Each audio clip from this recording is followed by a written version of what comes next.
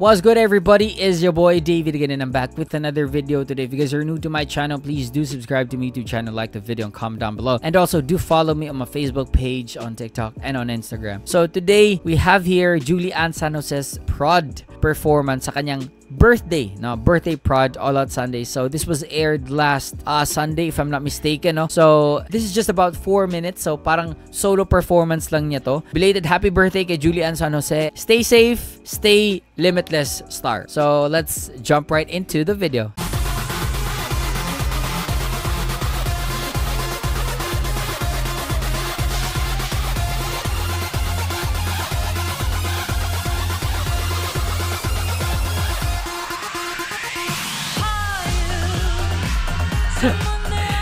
Alam niyo ba kung gaano ka hirap na ganitong possession tas kakanta ka?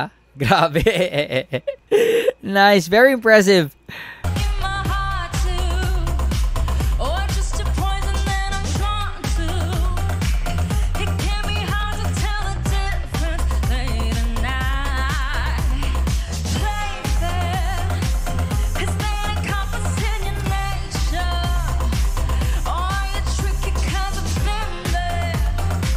Gusto ko yung gigil, gusto ko yung in-character mode niya, no? Talagang actress din siya, no?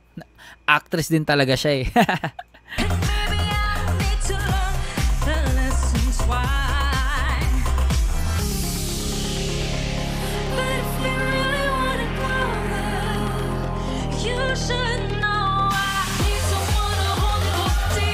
Galing.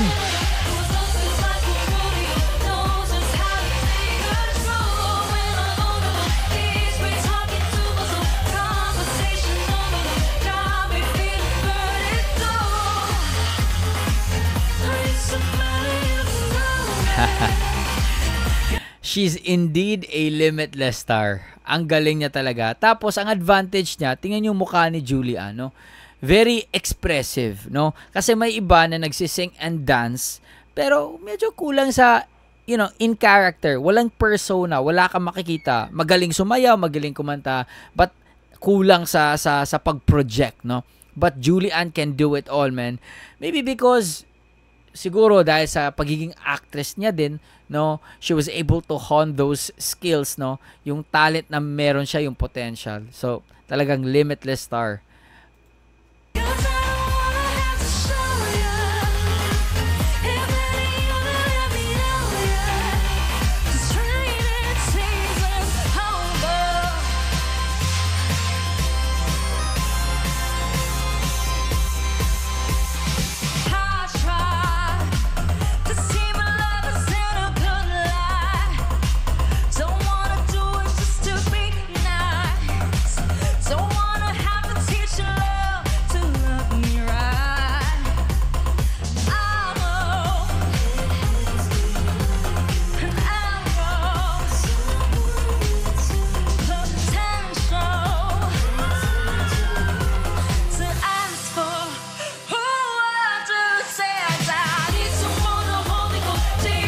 Grabe.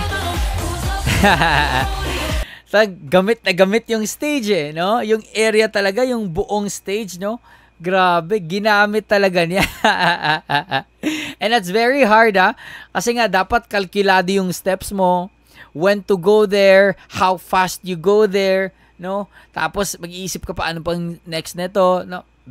Dapat, yung presence of mind mo as a performer, dapat very talaga quick, no?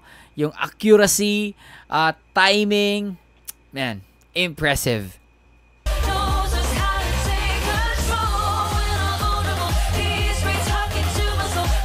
The Queenies.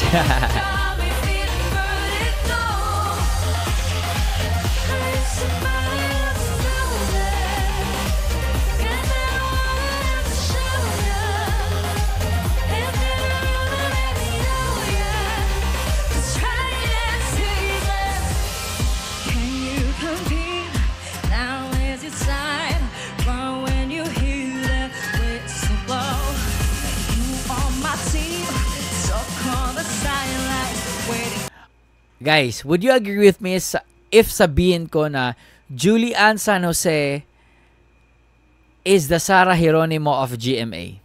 No? sa aspeto ng all-around performer. Okay? Diyan sa aspeto na all-around performer, very talented, acting, singing, dancing, and a lot more. No? I think Sarah Geronimo can also rap. No? And Julian, alam naman natin, no? Julian is a very good rapper as well.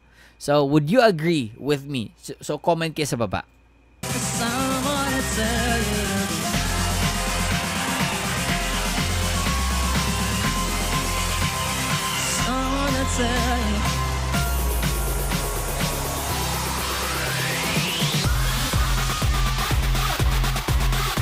Dance break. Let's go. Galing.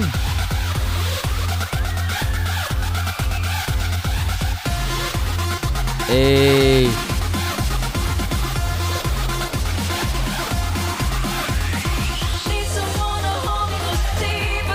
Grabe.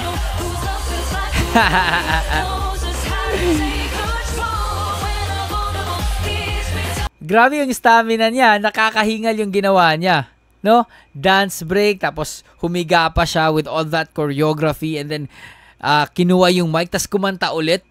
And itong kanta, hindi siya madali. It's an upbeat song na kailangan mo talagang mag-catch up sa lyrics, no? Ayan, no?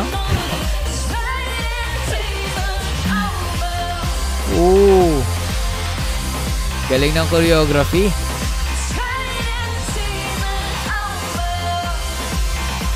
Grabe, ang galing.